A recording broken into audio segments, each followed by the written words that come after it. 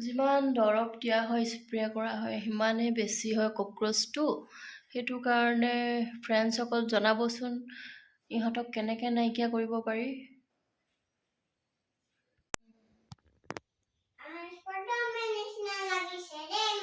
হয়, এতিয়া ৰাতি চাওকচোন, যিমান ৰাতি হৈ যায় সিমান বেছি কক্ৰচৰ ভিৰ হৈ যায় কিটচেনত।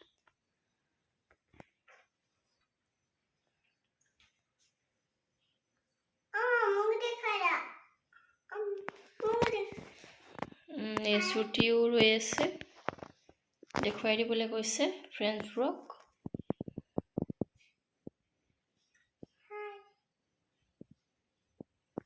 এতিয়া মই এইটো মাৰিম, এইটো মৰাৰ পিছত অলপ বেহুচ হয়হে গতি লাগে, আকৌ মাৰিব লগাই হয়। স্পাইডাৰ নহয়, এইটো কক্ৰচ হয়, পঁইতাচোৰা কক্ৰচ।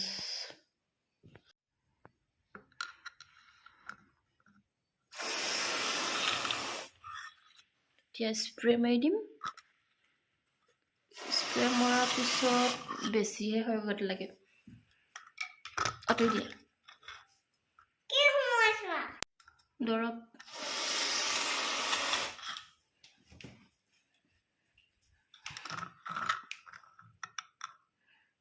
সেইবোৰৰ তলত সোমাই থাকে।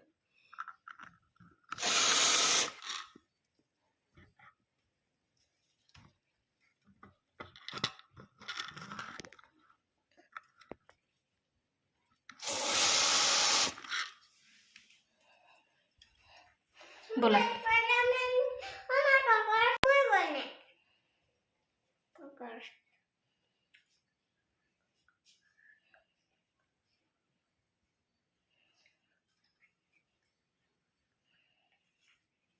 এই চেল্ফৰ ফাকেদি মই দৰৱবোৰ ভৰাই দিলোঁ, স্প্ৰে মাৰি দিলোঁ।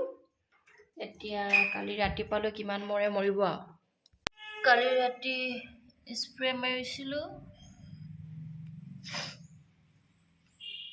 পঁইতাচোৰা মৰা চখ এতিয়াও জিৰাই আছে। এইবোৰ এইবোৰ এইবোৰ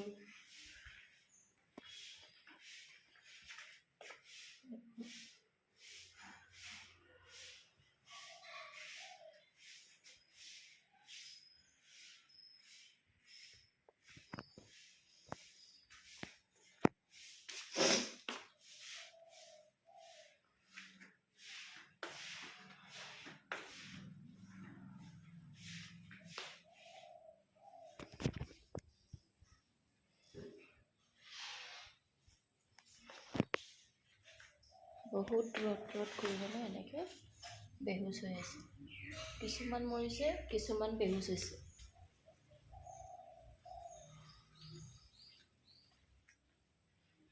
এজনী অকৰা লাগি আছে।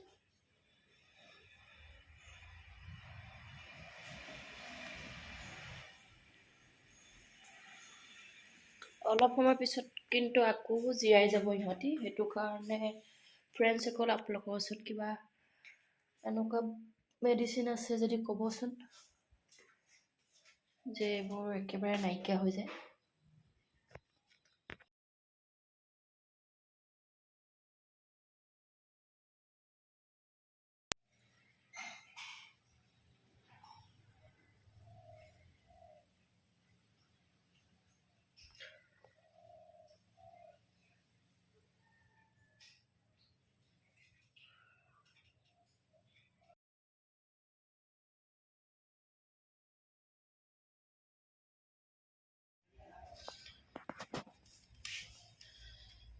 ভিতৰেও উঠি পেলাইছিলে।